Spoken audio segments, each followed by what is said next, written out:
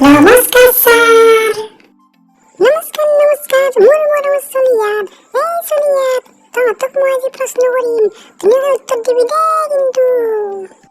হ'ব ছাৰ, আমি ধুনীয়াকৈ উত্তৰ দিম। এই পুতলা, তই ধুনীয়াকৈ এখন ৰচনা মাতি শুনাও। অ'কে ছাৰ, মই নিজে ৰচনাখন পাঠ কৰিম। মোৰ ৰচনাখন হ'ল গৰুৰ ৰচনা। গৰুক অসমীয়াত হামা বুলি কয়। গৰুৰ বৈজ্ঞানিক নাম হ'ল কাউ।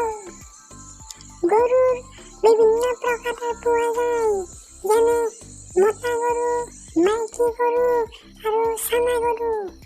মতা গৰুই হামা এনেকে মাতে, মাইকী গৰুই হামা এনেকে মাতে আৰু চানা গৰুই হামা এনেকে মাতে ছাৰ। গৰুৰ বিভিন্ন প্ৰকাৰ পোৱা যায়, বিভিন্ন ৰং পোৱা যায়, হালধীয়া, ৰঙা, বেঙুনীয়া নাথাকে ছাৰ, হালধীয়া নাথাকে, বগা থাকে, কলা থাকে। তাৰপিছত গৰুৰ দুটা শিং থাকে। ছাৰ, আমাৰ গৰুটোৰ এটা শিং ভাঙি গৈছে। তাৰপিছত গৰুৰ প্ৰধান কাম হ'ল বেলেগৰ বেৰা ভাঙি খেতি খোৱা।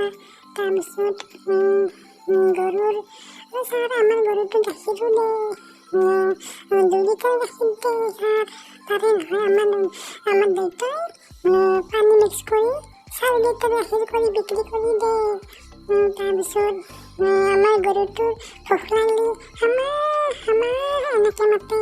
তাৰপিছত গৰু আৰু গৰু ছাৰ 4খন ভৰি থাকে আৰু ছাৰ একডাল নেজ থাকে। গৰুৰ সেই নেজডাল দি পুট পুটে মাখিয়েদি থাকে। তাৰপিছত গৰুৰ 2খন কাণ থাকে।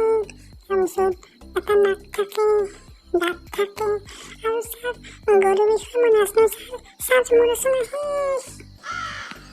এই চলিয়াত মোক ধৰ, ভেকুৱাৰ ৰচনা শুনি মোৰ মাথা ঘূৰাই গৈছে। বাপ্পা ঐ, কি খাতৰা ৰচনা।